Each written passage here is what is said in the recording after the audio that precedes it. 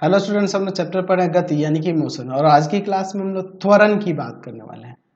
त्वरण यानी कि एक्सेलरेशन। एक्सेलरेशन, चलिए देखते हैं त्वरण क्या होता है, एक्सेलरेशन होता क्या है। हम लोग यहाँ पे थोड़ा समझ लेते हैं। मान लीजिए कोई वस्तु है जिसका शुरू में वेग जो है u है, जिसे हम लोग प्रारंभिक वेग लिख देते हैं। प्रारंभिक वेग, शुरू का वेग यानी प्रारंभिक वेग, इनिशियल वेलोसिटी, और अंतिम वेग जो है ना v है। ठीक है, अंतिम वेग है, अंतिम वेग है। यानी कि अगर हम लोग बात करें कि जब कोई बॉडी गति कर रहा है, कोई वस्तु गति कर रही है, तो उसका शुरू का वेग u है और अंतिम वेग v है। तो इस वेग में जो परिवर्तन हुआ होगा उसमें कुछ समय लगा होगा। उस समय को हम लोग t से मान लेते हैं, है ना। t आपका मान लेते हैं कि समय है, कि प्रारंभिक वेग u था और t समय बाद इसका वेग यानी अंतिम वेग v हो जा रहा है। तो अगर हम लोग त्वरण की बात करें तो त्वरण होता क्या है, तो हम लोग कह सकते हैं कि वस्तु का जो वेग बदल रहा है, वस्तु का वेग बदल रहा है। वस्तु का वेग बदलने का मतलब ही है कि उस वस्तु में त्वरण हो रहा है, वो वस्तु त्वरित हो रही है, एक्सेलरेटिंग हो रही है ना। वेग बदलना यानी वेग घट भी सकता है और बढ़ भी सकता है, या कांस्टेंट भी रह सकता है, उससे कोई दिक्कत नहीं है। तो हम लोग ऐसा कह सकते हैं कि समय के साथ अगर वस्तु के वेग में परिवर्तन हो रहा है और उस वेग के परिवर्तन की दर जो होगी समय के रेस्पेक्ट में, उसी को हम लोग त्वरण कहते हैं। तो हम लोग लिख सकते हैं कि समय के साथ, समय के साथ, समय के साथ वेग के परिवर्तन, वेग के परिवर्तन की दर को त्वरण कहते हैं, त्वरण कहते हैं। समय के साथ वेग के परिवर्तन की दर को क्या कहते हैं, त्वरण कहते हैं। अच्छा, अब थोड़ा समझ लेते हैं। यहां देख रहे हैं कि शुरू में वस्तु का वेग u है और फाइनल यहाँ पे क्या हो जा रहा है, v हो जा रहा है। तो अगर आपको वेग में परिवर्तन ज्ञात करना होगा कि वेग में कितना परिवर्तन हुआ, तो उसके लिए क्या करेंगे, तो हम लोग इसके अंतिम वेग में से प्रारंभिक वेग को माइनस कर लेंगे, प्रारंभिक वेग को माइनस कर लेंगे। तो पता चल जाएगा ना जी कितना यहाँ वेग में परिवर्तन हुआ, यानी कि v माइनस यू। वेग में परिवर्तन क्या हुआ, v माइनस यू। तो आप परिभाषा के अनुसार, त्वरण की परिभाषा के अनुसार लिख सकते हैं यहाँ पे कि त्वरण जो होता है, त्वरण यानी कि त्वरण को हम लोग a से शुरू करते हैं।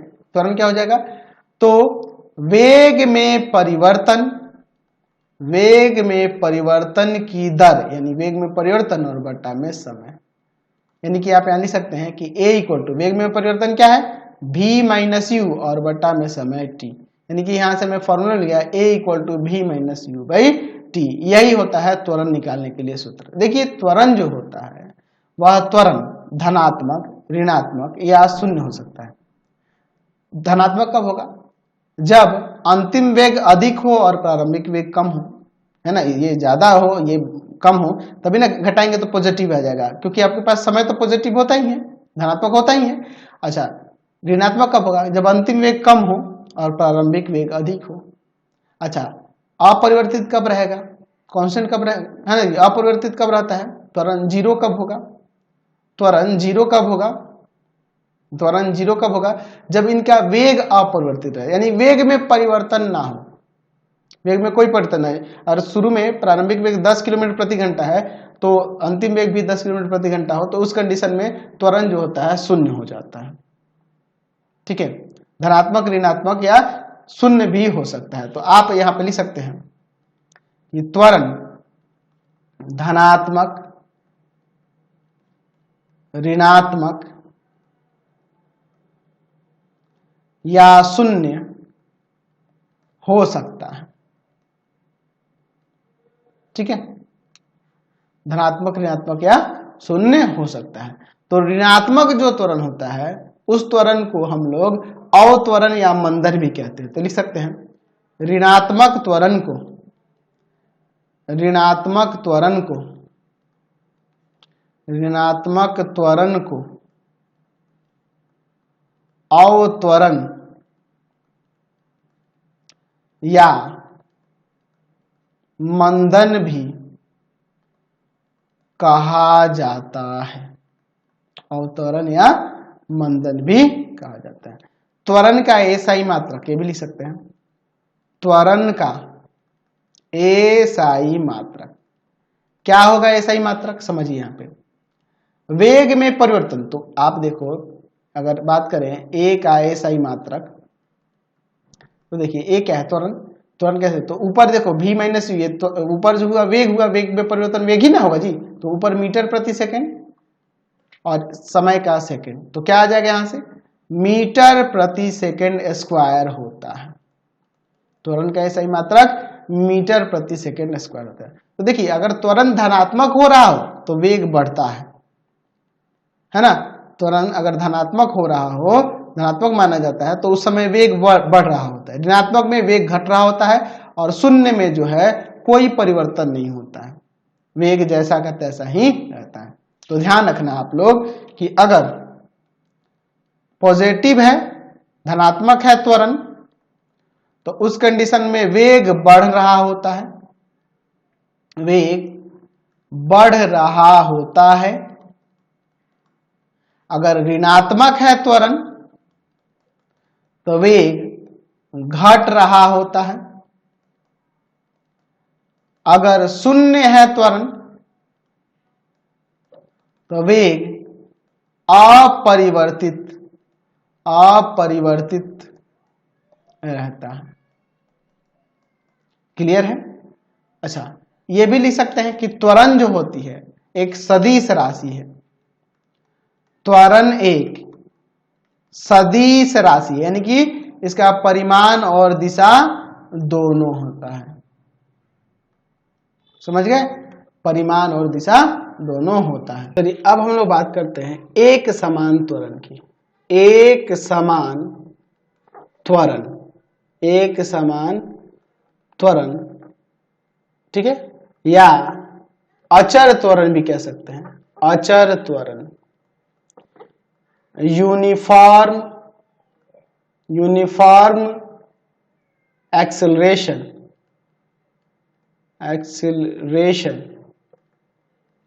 और क्या हो जाएगा? Constant acceleration. क्या होता है एक समान त्वरण या अचर त्वरण? लिख सकते हैं कि जब किसी वस्तु के वेग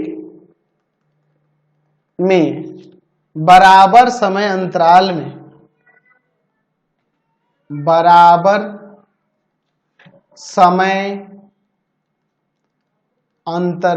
में चाहे समय अंतराल कितना ही छोटा क्यों ना हो, बराबर परिवर्तन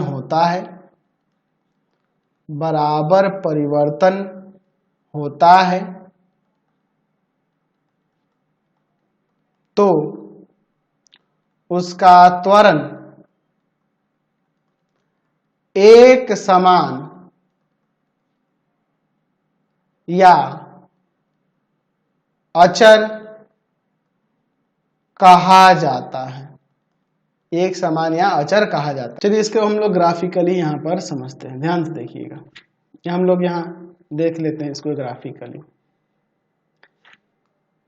मान लीजिए यहां पर ये जो ग्राफ बना रहे हैं किसके लिए? ये आपका वेग समय ग्राफ ले लेते हैं, ठीक है ना जी। तो इस पे मैं समय को दर्शा देता हूं, ठीक है, समय को दर्शा देता हूं, और इस पर हम लोग वेग को दर्शाते हैं, ठीक है। तो मैं कुछ इस तरह से इस पे ले लेता हूं, मान लो इस तरह से मैं दिखा देता हूं, ठीक है। इस पर हम लोग कुछ इस तरह से ले लेते हैं, 0 हो गया, यहाँ पे 5, 10, 15, 20, 25, 30, ठीक है। ये समय जो है हम लोग सेकंड में ले लेते हैं, छोटी इकाई ले लेते हैं, और वेग को यहाँ पे मीटर प्रति सेकंड में ले लेते हैं, ठीक है, ठीक है। अब देखिए हम लोग यहाँ ले लेते हैं कुछ ऐसे वैल्यू लेते हैं जिसपे अच्छा से आप समझा सकें। यहाँ पर लेते हैं 5,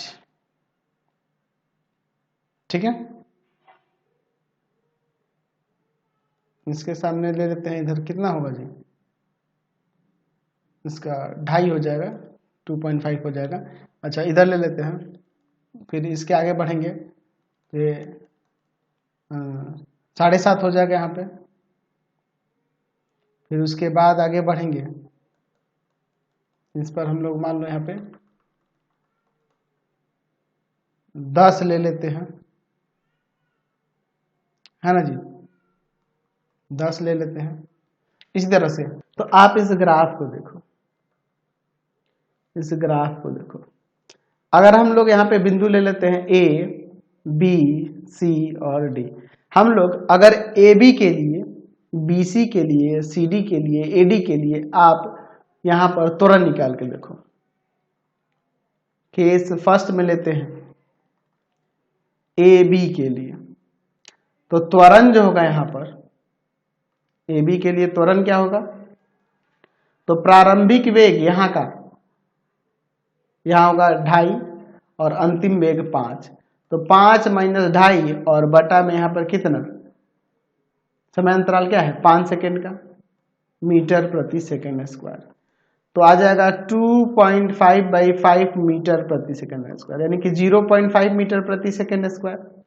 अच्छा केस सेकेंड एक लेते हैं, आप ले लो यहाँ पर BD के लिए,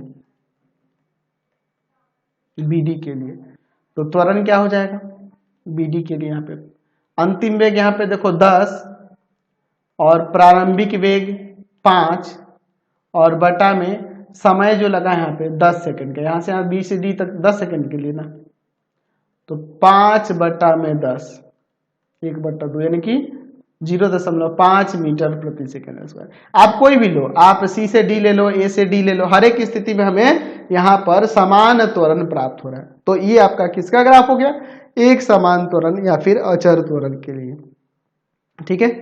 चलिए देखते हैं असमान त्वरण, असमान त्वरण के बारे में,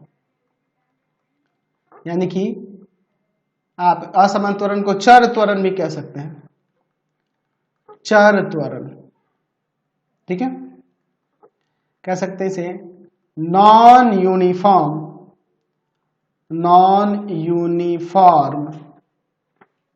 uniform acceleration, non uniform acceleration और वेरिएबल एक्सिलरेशन, वेरिएबल एक्सिलरेशन। तो देखते हैं नॉन यूनिफॉर्म यानी कि अचर त्वरण होता क्या है। तो आप इसे परिभाषित पहले कर दो, ऐसे लिख सकते हैं इसे कि यदि बराबर समय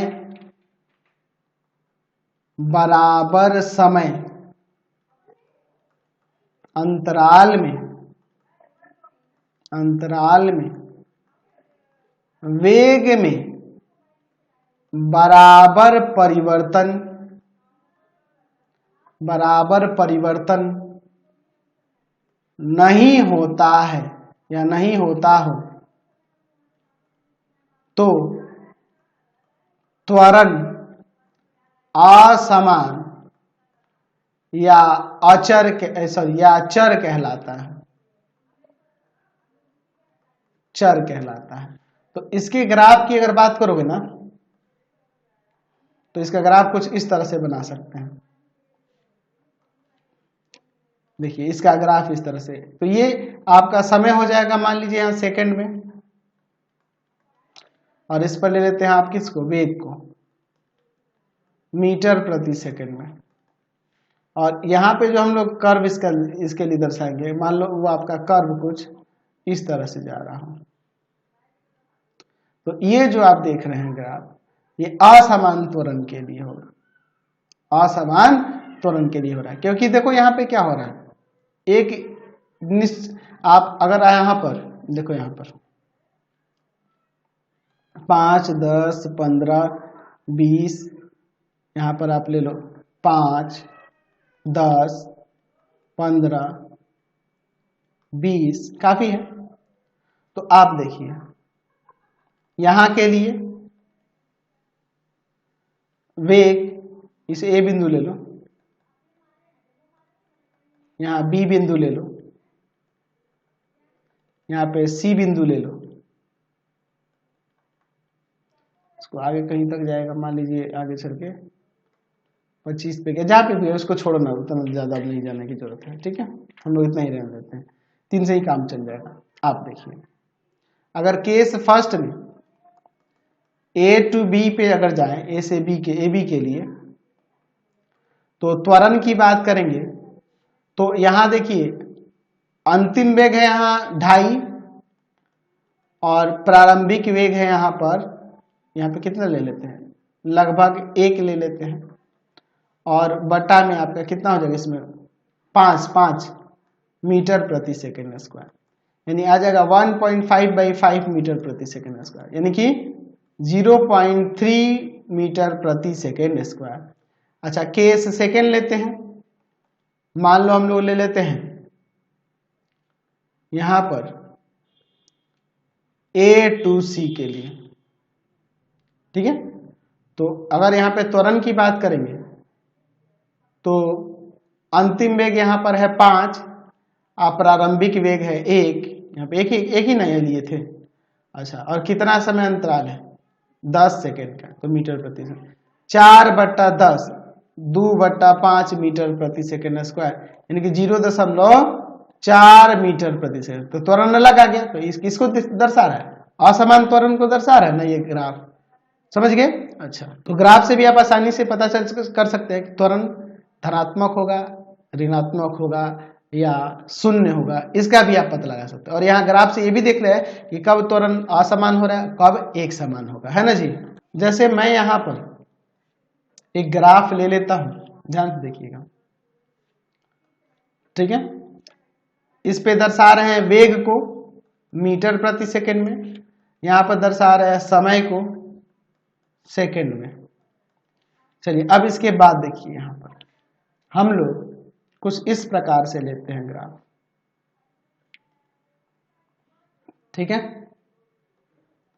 तो ग्राफ देखने से आपको क्या पता चला कि यहां पे जो हुआ है धनात्मक त्वरण देखने को मिल रहा है, यहां पर शून्य त्वरण है, त्वरण शून्य है, क्योंकि यहां पर वेग में परिवर्तन नहीं हो रहा है। आप समय के साथ देखो, जहां पे जो वेग है वही वेग यहाँ पे है, वेग में कोई परिवर्तन हो रहा है, इसी के ना सामने है, तो वेग में परिवर्तन नहीं हो रहा है। और यहाँ पे देखिए घट रहा है, यहाँ पे मंदन हो रहा है, ऋणात्मक त्वरण हो रहा है, ठीक है। तो अगर ग्राफ नीचे से ऊपर की तरफ ऐसे जा रहा हो तो ध्यान रखना कि त्वरण धनात्मक होगा, एकदम सीधी एक्स अक्ष के समांतर जाएगा तो वहां पे त्वरण शून्य होता है, और नीचे की तरफ ग्राफ इस तरह से जाएगा, ऐसे ढुलाव होगा तो आप ध्यान रखना कि वो मंदन होता है, वो डिसलरेशन होता है। क्योंकि देखो यहाँ पे वेग अलग था, अब यहाँ वेग घट गया, यहाँ पे वेग इतना था ना जी, अब वेग तो इसके सामने आ गया, तो यहाँ पे मंदन ना हो रहा है जी, क्योंकि प्रारंभिक वेग अधिक है, अंतिम वेग कम है, और समय अंतराल जो भी हो उससे कोई फर्क नहीं पड़ता, आप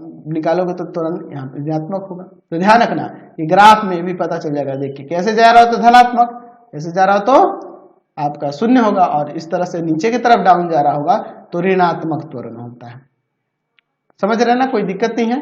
तो क्लियर हो गया ये कंसेप्ट, हम लोग त्वरण देख लिए, समझ गए। अब आज की क्लास में हम लोग इतना ही रहने देते हैं, नेक्स्ट वीडियो में आगे देखेंगे और आगे के टॉपिक को समझेंगे। आपको हमारे 3 चैनलों को सब्सक्राइब करना होगा। पहला है path finder classes Chhapra, path finder classes Chhapra. दूसरा आपके पास है भारती भवन रविकांत सर, भारती भवन रविकांत सर। और तीसरा चैनल है Ravikant sir RD Sharma solution, RD Sharma solution. तीनों चैनल को सब्सक्राइब कर लेंगे और इससे रिलेटेड वीडियो के लिए सीधे डिस्क्रिप्शन में जाएंगे। इससे रिलेटेड नोट्स के लिए गूगल पे जाकर सर्च करेंगे www.ravikant.sir.in और यहाँ जाकर आप सभी क्लासेस के नोट्स उनके पीडीएफ को डाउनलोड कर सकते हैं, पढ़ सकते हैं। इंस्टाग्राम और फेसबुक पे जाके पाथफाइंडर क्लासेस छपरा को लाइक एंड फॉलो करना नहीं भूलेंगे। Thanks for watching the video. Comment करके जरूर बताया करें कि हमारे चैनल्स के वीडियोज आप सभी को कैसे लगते हैं।